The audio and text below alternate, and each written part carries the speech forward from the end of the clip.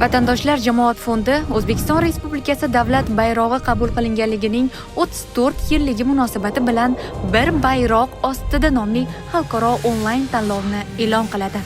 Tanlov ikkita: bayroq vatan iftixori fotosuratlar, bayroq rangida ilhom rasmlar nominatsiyalari bo'yicha o'tkaziladi.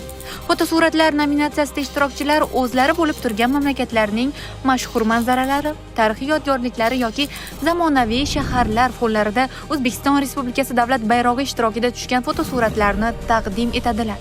Rasmlar nominatsiyasida ishtirokchilar O'zbekiston bayrog'i aks etgan, qo'lda chizilgan yoki raqamli grafika orqali yaratilgan rasmlarni taqdim etishlari lozim.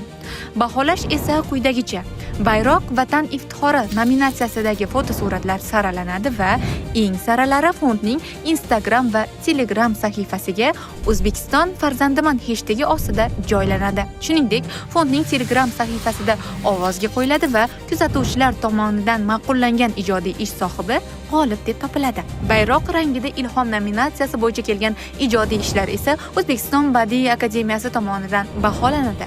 Har bir nominatsiyalar bo'yicha bir nafardan g'olib aniqlanadi.